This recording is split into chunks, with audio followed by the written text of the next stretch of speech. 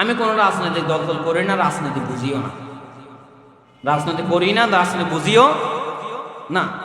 তবে আমি চাঁদাবাজের বিরুদ্ধে বললে আপনি যদি চাঁদাবাজি করেন তাহলে আপনার গায়ে পড়বে, পড়বে কি পারবে না?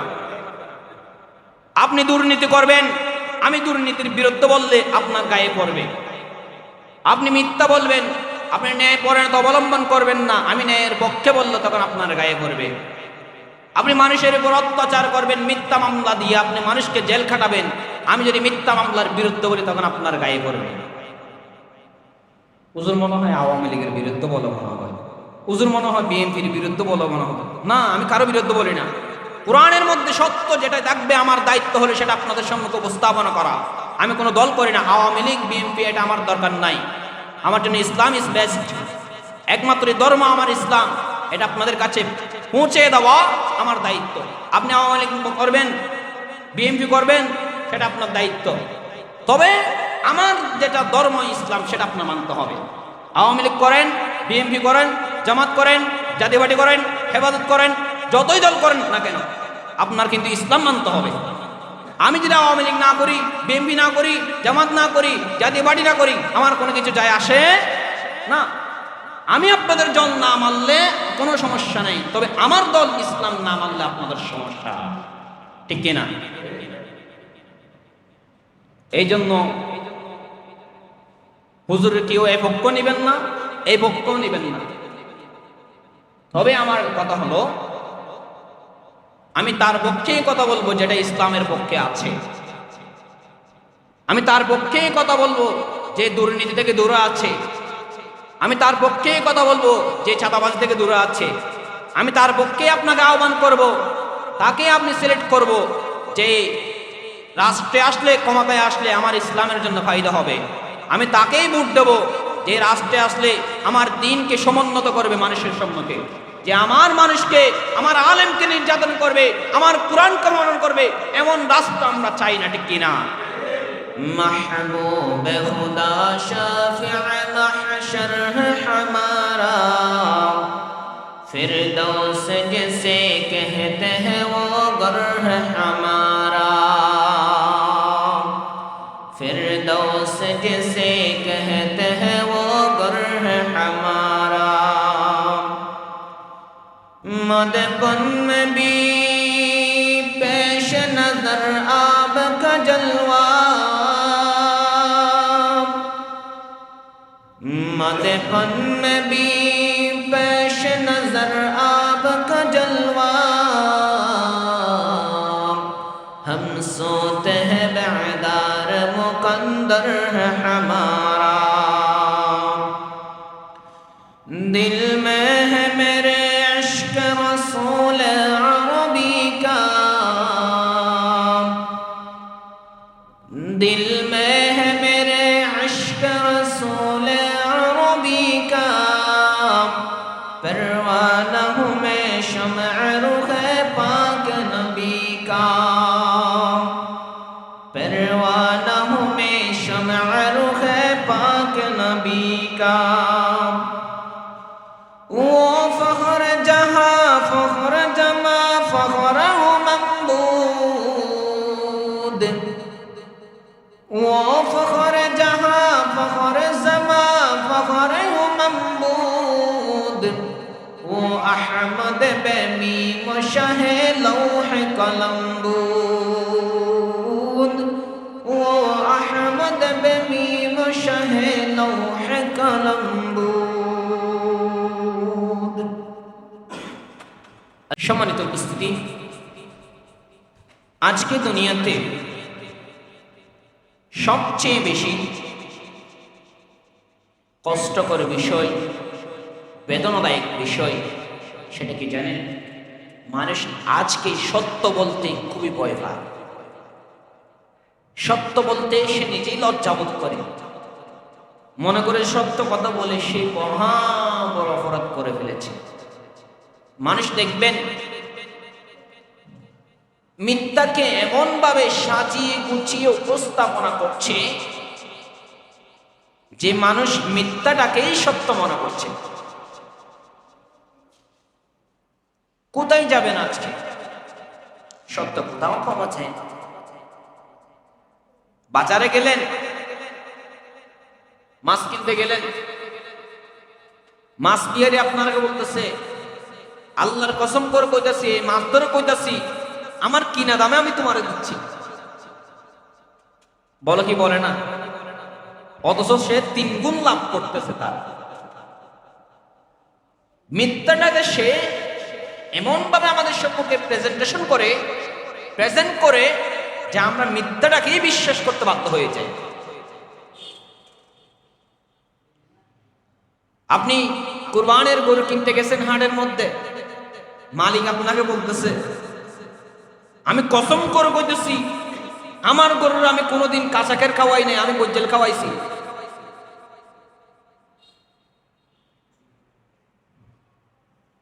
আমি কসম করে কইতেছি, আমার গরুর আমি কোনোদিন বাহিরের খের খাওয়াই নাই, বাঁধা খের খাওয়াইছি। এমন ভাবে মিথ্যাগুলোকে আপনাদের সম্মুখে উপস্থাপনা করবে, সাজিয়ে গুছিয়ে মিথ্যাকে বর্ণনা করবে, আপনারা বিশ্বাস করতে বাধ্য হয়ে যাবেন। সত্য উঠে গেছে, সত্য পাওয়া যায় না। বর্তমান সমাজে ন্যায় পরায়ণতা কোথায় পাবেন? আল্লাহ তাআলা বলছে কি, ইন্নাল্লাহা ইয়া'মুরুকুম আন তুআদ্দুল আমানা। পক্ষান্তরে আবারও বলছে আল্লাহ তাআলা, ইন্নাল্লাহা ইয়া'মুরুকুম বিল আদল। দুটাই আমর সিগা ব্যবহার করছে। একটা হলো আমানতদারীদের ক্ষেত্রে, আর একটা হলো আদল, ন্যায় পরায়ণতা, ইনসাফদারির ক্ষেত্রে। এই ইনসাফ যদি আপনি অবলম্বন করতে চান, আপনার কাছে প্রথমত সত্য থাকতে হবে। সত্য যদি আপনি না জানেন, সত্য যদি আপনি না বলেন, তাহলে আপনি বিচার করবেন কিভাবে? বর্তমান সমাজে সবচেয়ে বেশি সাজিয়ে গুছিয়ে মিথ্যাকে উপস্থাপনা করতে পারে সেটা হলো উকিল, জজ, ব্যারিস্টার। দেখবেন যখন বাদীর পক্ষে যখন দাঁড়াবে, এমন ভাবে সাজিয়ে গুছিয়ে মিথ্যা উপস্থাপনা করবে, আপনি সেটা বিশ্বাস করতে বাধ্য হয়ে যাবেন। জজ মনে করবে, হাই রে, এটাই তো সত্য বলতেছে মনে হয়। এমন ভাবে যুক্তি তর্ক দিয়ে উপস্থাপনা করবে, প্রেজেন্ট করবে, মনে হচ্ছে সেই সত্যটা বলতেছে। আজকে গরিবের পক্ষে বিচার পাওয়াটা স্বপ্ন যুগের ব্যাপার হয়ে দাঁড়িয়েছে। কারণ তার পক্ষে কোনো সাক্ষী পাওয়া যায় না। ক্ষমতার জোরে তার বিপক্ষে কেউ সাক্ষী দেয় না। এমনও আমাদের সমাজ হয়। এটা শুধু আজ থেকে না, সৃষ্টির সূচনা লগ্ন থেকে হয়ে এসেছে। চলুন আমরা সেই সৃষ্টির সূচনা লগ্ন থেকে জেনে আসি কি হয়েছে। আজ থেকে প্রায় ১৫০০ বছর আগের কথা। আমার নবী যখন ইসলামের দাওয়াত দিচ্ছিলেন, সত্যের পথে যখন মানুষকে আহ্বান করছিলেন, আমার নবীকেও মদিনাবাসী দীর্ঘ ৪০ বছর পর্যন্ত বিশ্বাস করেছিল। এমনকি মক্কাবাসী আমার নবীকে ছোট হতে বড় হতে বিদ্যা বাবাজিরা পর্যন্ত সকলেই আমার নবীকে উপাধি দিয়েছিল আল আমিন, বিশ্বাসবাদী দিয়েছিল। কি দেয় নাই? কি দিয়েছিল? আমার নবীকে আল আমিন তারা বলতো। কি বলতো? আল আমিন মানে কি? হ্যাঁ, বিশ্বাসবাদী। আমার নবীকে তারা আল আমিন উপাধি দিয়েছিল দীর্ঘ ৪০ বছর পর্যন্ত।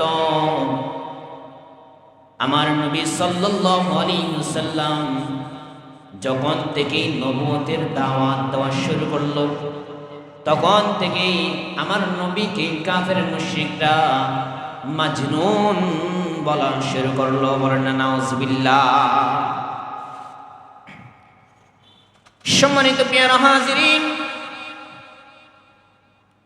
আমার নবী সাল্লাল্লাহু আলাইহি ওয়াসাল্লাম যখন নবুয়ত গ্রহণ করলেন, নবুয়ত গ্রহণ করার আগে কাফের মুশরিক ইহুদি বৌদ্ধ খ্রিস্টান মক্কা নগরীতে যারা বসবাস করতেন, প্রত্যেকে আমার নবীকে এমন ভাবে বিশ্বাস করতেন যে নিজের সন্তানকে নিজের সমস্ত ধন সম্পত্তি, নিজের সমস্ত স্বর্ণ অলংকার, হীরা জওহর সব কিছু আমার নবীর কাছে তারা আমানত রাখতেন।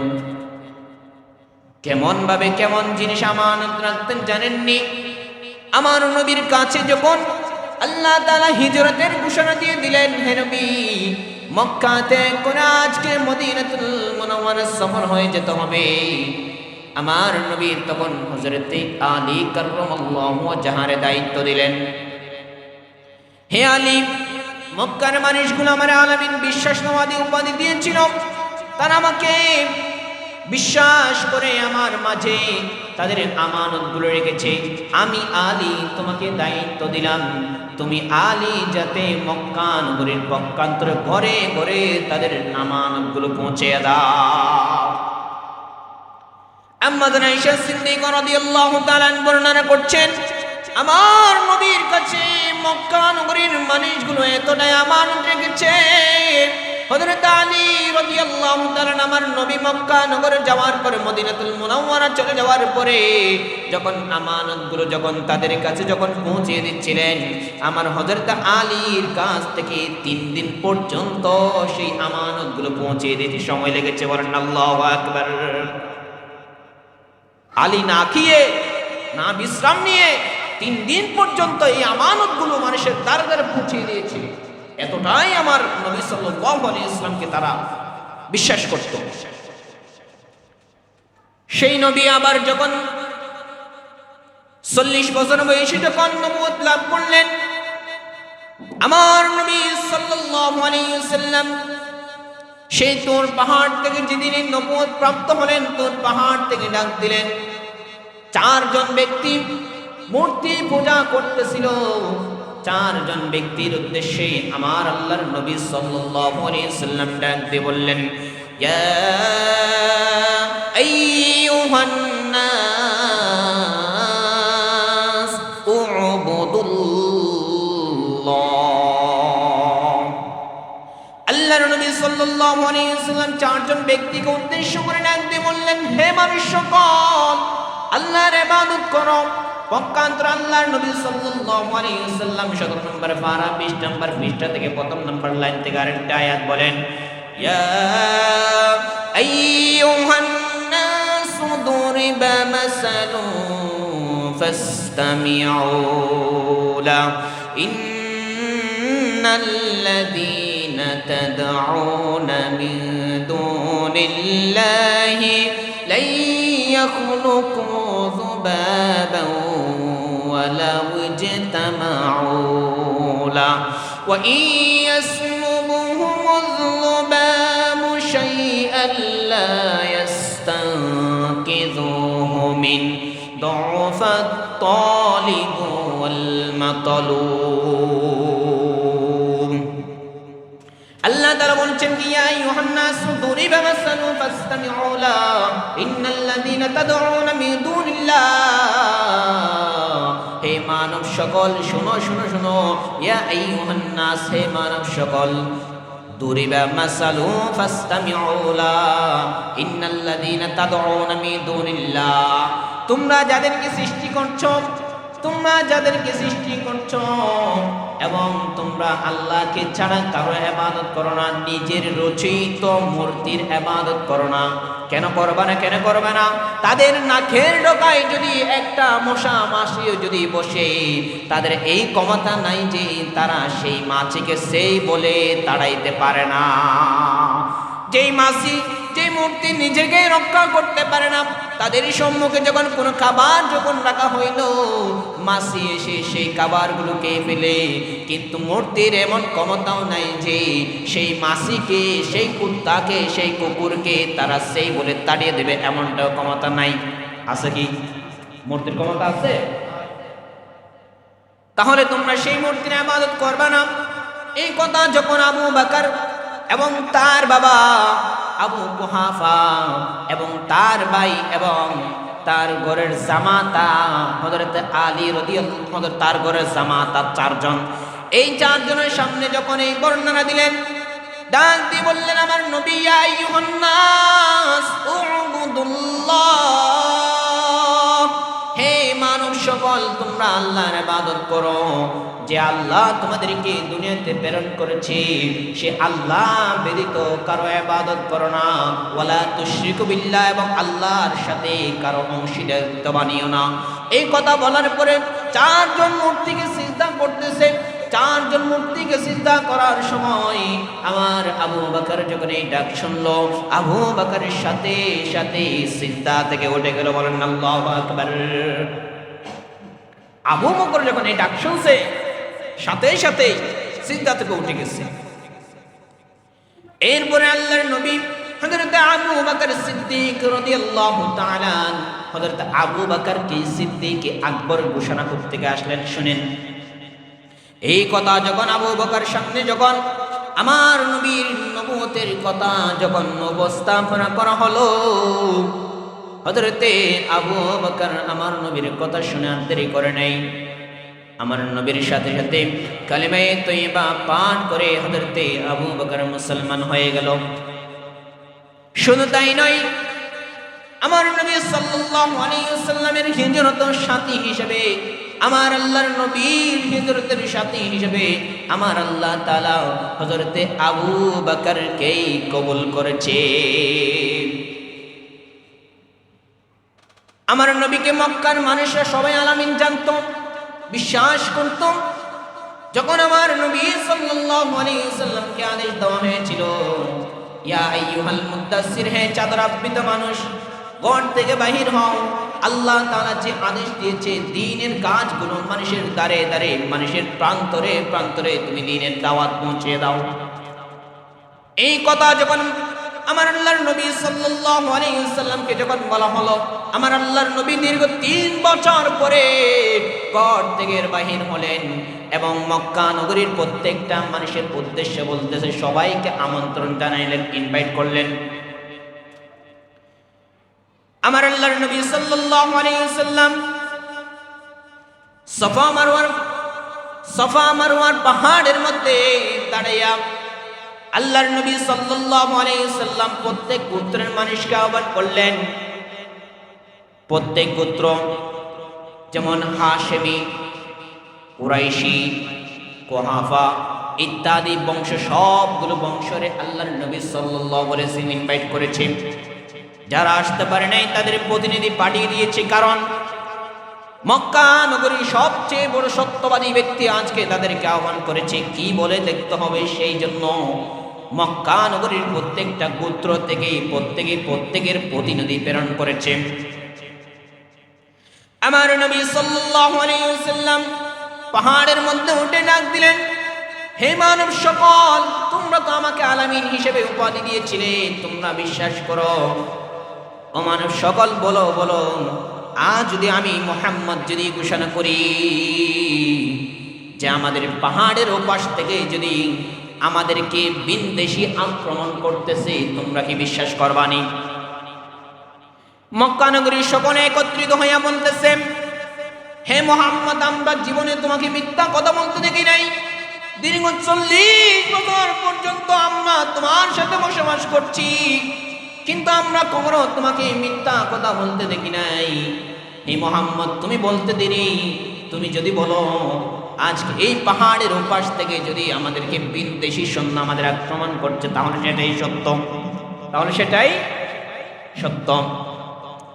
এবার আল্লাহর নবী সাল্লাল্লাহু আলাইহি ওয়াসাল্লাম বলছেন, আমি যেটাই বলি তোমরা যদি সেটাই যদি সত্যায়তন করো, সেটাই যদি বিশ্বাস করো, তাহলে আমি আব্দুল্লাহ ইবনে মুহাম্মদ বলতেছি, আমার উপর আল্লাহ তাআলা আজ দীর্ঘদিন 40 বছর পরে, দীর্ঘ 40 বছর পরে আমি আল্লাহর প্রেরিত রাসূল, আল্লাহ তাআলা এক, এই বিশ্বাসের উপরে তোমরা বিশ্বাস করে আমার সাথে কালিমা পাঠ করো। এই কথা বলতে দেরি সেখানে মক্কা নগরীর সবচেয়ে বড় গভর্নর, তখনকার বাদশা আবু জাহেল উপস্থিত ছিল। আবু জাহেল তখন ডাক দিয়ে বলতে শুরু করলেন, ইয়া মুহাম্মদ তাব্বাল্লাক আলিহাজা জামাতানা, ইয়া মুহাম্মদ, ধ্বংস হয়ে যাও, ধ্বংস হয়ে যাও, আমরা জানি আমাদেরকে 313টা মূর্তি 360টা মূর্তি আমাদেরকে খাওয়াইতে পারে না, বরণ পোষণ দিতে পারে না। তুমি আমাদের উপর সরদার হইয়া, আমরা বড় বড় মক্কার গভর্নর হইয়া আমাদের প্রজাকে চালাইতে পারি না, তুমি নাকি একটা হুদা নিয়ে আসছো, সেই নাকি আমাদেরকে চালাইবে। 360টা হুদা আমাদের চালাইতে পারো না, তোমার একটা হুদা আমাদের চালাইতে পারবো? আবু জাহাল যখন আমার নবীরে গালি দিল, আমার আল্লাহর কাছে সহ্য হয় নাই। আমার আল্লাহ তাআলা প্রত্যন্তরে আরেকটা সূরা নাযিল করলেন। সেই সূরার নাম কি একটু আওয়াজ করে বলেন তো? সূরা লাহাব। সূরা, আমার নবীকে যখন আবু লাহাব যখন বললেন তাব্বাল্লাকা লিহাযা জামাতানা ইয়া মুহাম্মদ, হে মুহাম্মদ ধ্বংস হয়ে যাও, ধ্বংস হয়ে যাও, তুমি আমাদেরকে এটা বলার জন্য নাকি এখানে তুমি আমাদেরকে উপস্থিত করলাম। আমার আল্লাহ সাথে সাথে আমার আল্লাহ 30 পারার একটা সূরা নাযিল করলেন, তাব্বাত ইয়াদা আবি লাহাবি ওয়া তাব মা আগনা আনহু মালুহু ওয়া মা কাসাব সায়াসলা নারুন যাতা লাহাব ইলা আখিরিল আয়া। আল্লাহ তাআলা বললেন, হে আবু লাহাব তুমি ধ্বংস হয়ে যাও, তোমার স্ত্রী শুদ্ধ ধ্বংস হয়ে যাক, তোমার মান সম্পদ যেটা সব কিছু ধ্বংস হয়ে যাক, কিন্তু আমার মুহাম্মদ কখনো ধ্বংস হবে না। আমার মুহাম্মদকে আমি প্রেরণ করেছি এবং আমার মুহাম্মদকে রক্ষা করার দায়িত্ব আমি আল্লাহ নিয়েছি। বলেন না সুবহানাল্লাহ। এই দাওয়াত যখন দিল মক্কার প্রান্তরে প্রান্তরে, এবার মুহাম্মদ সাল্লাল্লাহু আলাইহি ওয়াসাল্লামকে তারা মাজনুন বলা শুরু করলো, আক্রমণ করা শুরু করলো। দাওয়াত দিতে দিতে একদিন আমার নবী সাল্লাল্লাহু আলাইহি ওয়াসাল্লাম আল্লাহ তাআলার আদেশে আমার আল্লাহর নবী সাল্লাল্লাহু আলাইহি ওয়াসাল্লাম বাইতুল মুকাদ্দাস হয়ে মসজিদুল হারাম হয়ে, মসজিদুল হারাম থেকে বাইতুল মুকাদ্দাস হয়ে স্বয়ং আল্লাহ তাআলার সান্নিধ্যে মেরাজে গমন করেন। আপনারা ঘটনা শুনছেন না? আল্লাহ তাআলা কুরআনের মধ্যে বলছেন, 15 নম্বর পারা সূরা বনী ইসরাঈলের মধ্যে আল্লাহ তাআলা বলছেন, সুবহানাল্লাযী আসরা বিআবদিহি লাইলাম মিনাল মাসজিদিল হারাম ইলাল মাসজিদিল আকসা। পবিত্র সেই সত্তার কসম যিনি আমি নগণ্য বান্দাকে মসজিদুল হারাম থেকে মসজিদুল আকসা পর্যন্ত ভ্রমণ করিয়েছেন। এটাকে বলা হয় ইসরা। এটাকে বলা হয় ইসরা, মানে হলো দুনিয়ার সমান তালে যেটা সফর করে এটাকে বলা হয় ইসরা। আর যেটা দুনিয়ার সমান তাল ব্যতীত দুনিয়া থেকে স্বয়ং ঊর্ধ্ব গগনে ভ্রমণ করে এটাকে বলা হয় মেরাজ। এটাকে বলা হয় মেরাজ। নবী সাল্লাল্লাহু আলাইহি ওয়াসাল্লাম মসজিদুল হারাম থেকে বাইতুল মুকাদ্দাস গেলেন।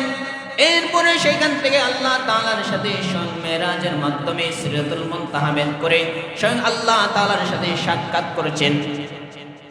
আল্লাহ তাআলার সাথে সাক্ষাৎ করে নামাজ নিয়ে আসলেন। অনেক লম্বা ঘটনা, আপনারা প্রত্যেকেই জানেন। আল্লাহর নবী সাল্লাল্লাহু আলাইহি ওয়াসাল্লাম এই মেরাজের ঘটনা আসার পরে হযরত খাদিজাতুল কুবরার সাথে পরামর্শ করলেন। খাদিজাতুল কুবরার সাথে পরামর্শ করার পরে খাদিজাতুল কুবরা রাদিয়াল্লাহু তাআলা আনহা নবীর বিবি সাথে সাথে সেটাকে সত্যায়ন করলেন এবং পরামর্শ করলেন, আমি যদি এই কথা যদি মদিনার প্রান্তরে মক্কার প্রান্তরে মানুষের কাছে যদি বলি, মানুষ কি বিশ্বাস করবেনি? খাদিজাতুল কুবরা ডাক দিয়ে বলেন, নবী গো, আপনাকে আল্লাহ তাআলা দুনিয়াতে প্রেরণ করেছেন আল্লাহর বাণীগুলো যাতে মানুষের কাছে পৌঁছে দেন।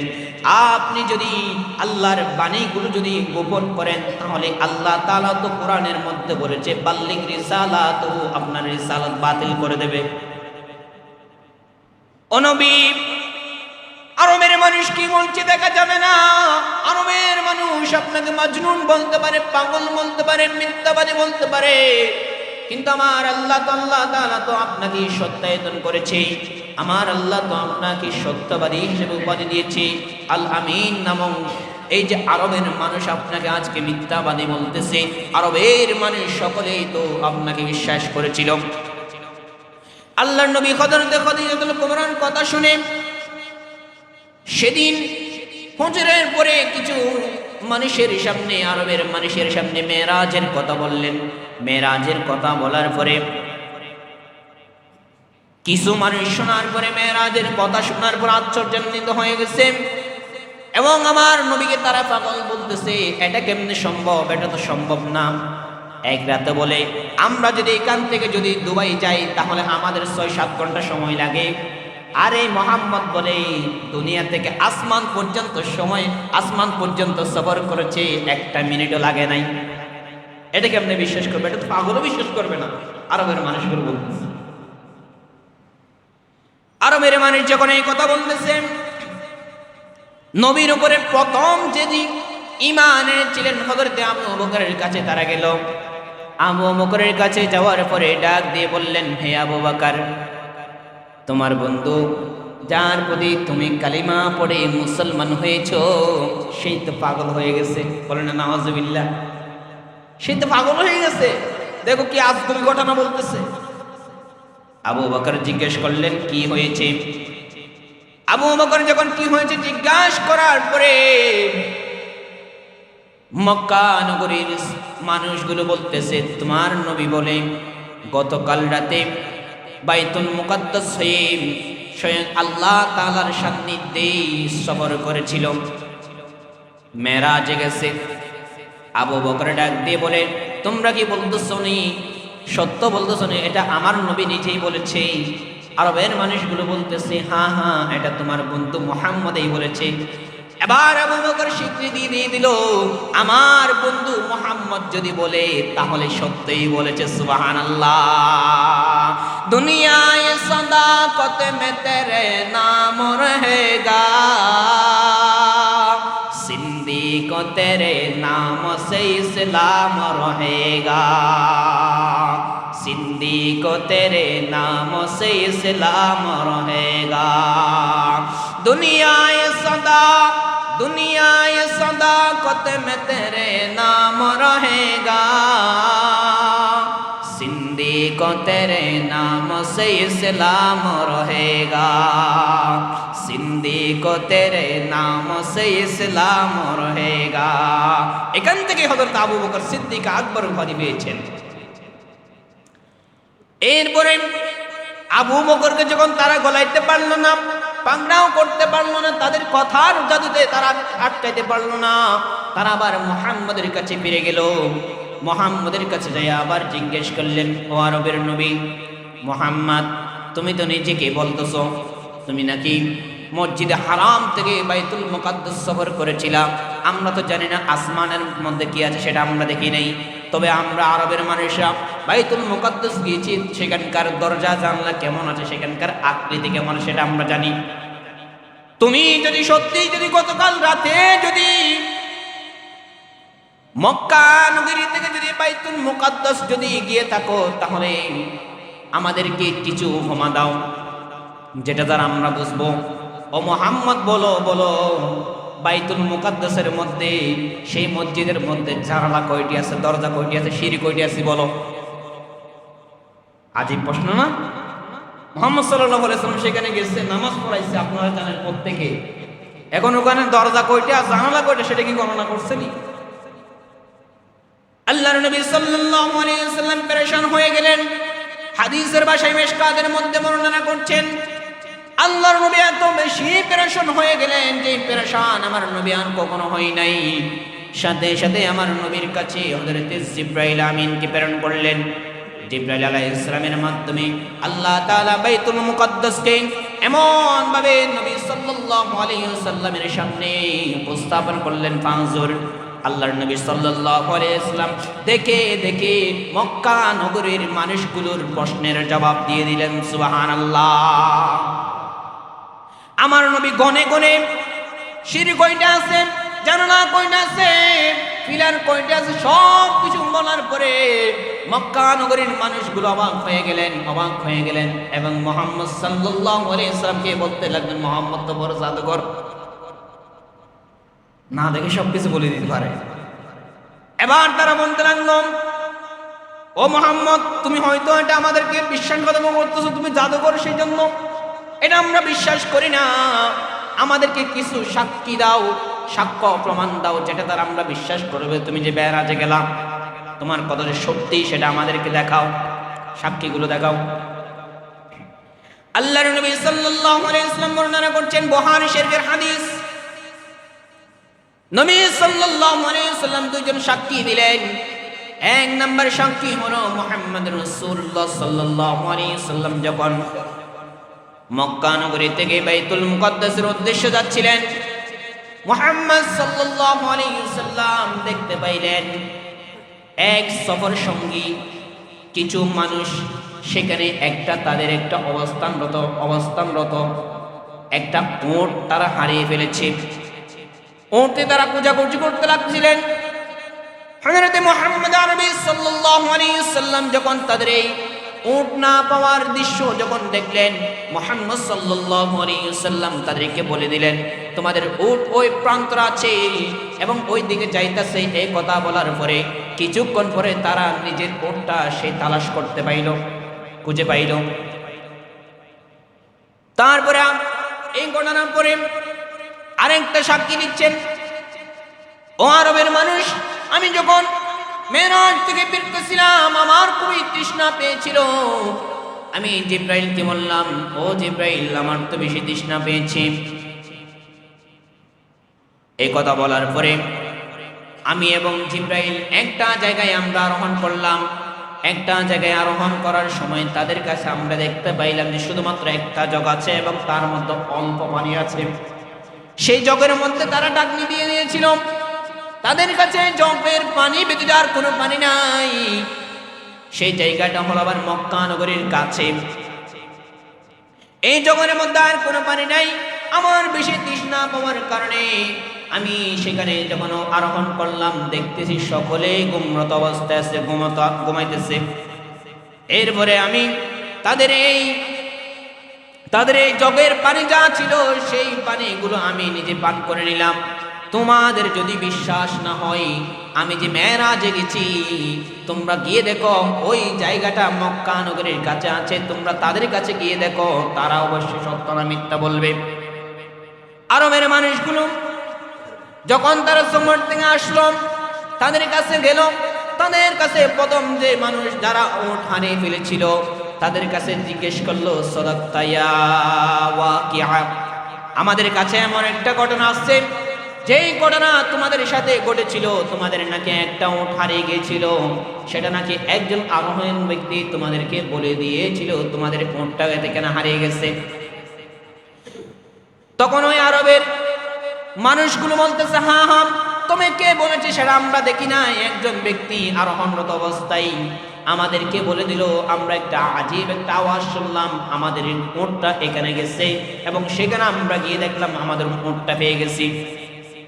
আবার যখন ওই আনায়নপুরবাসীর কাছে যখন গেল, তাদের কাছে যাওয়ার পরে জিজ্ঞেস করলো, তোমাদের সাথে নাকি এমন ঘটনা ঘটেছে? তারা বলতে লাগলো, আমাদের তৃষ্ণা নিবারণার্থে আমাদের মাত্র এক জগের মধ্যে কিছু পানি ছিল, সেই পানিগুলো জানি কে একজন ব্যক্তি এসে আমরা যখন ঘুমান্তরত অবস্থায় ছিলাম সেই পানিগুলো পান করে ফেলছে।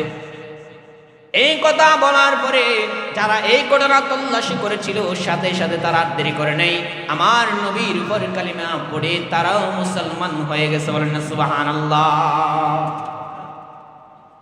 গত শনিবারে বলেছিলাম আমার নবীর কাছে দীর্ঘ 5 বছর পর্যন্ত শুধুমাত্র 4 জনই ঈমান এনেছিল। এই সত্য কথা, সত্য ঘটনা তখন থেকে শুরু। আজকে যেটা আপনি বলতে ভয় পায়, বিপদ হবে বলে, আমার নবী তো সত্য কথা বলতে গিয়ে মক্কা নগরে নিজের জন্মভূমি ত্যাগ করতে হয়েছিল। 53 साल की उम्र तक आम शहर मक्का मुअज्जमा में रहे, उसके बाद मदीनातुल मुनव्वरा चल गए और 10 साल वहां रहे। আমার নবী সাল্লাল্লাহু আলাইহি ওয়াসাল্লাম 53 বছর পর্যন্ত এই মক্কা নগরীতে ছিল।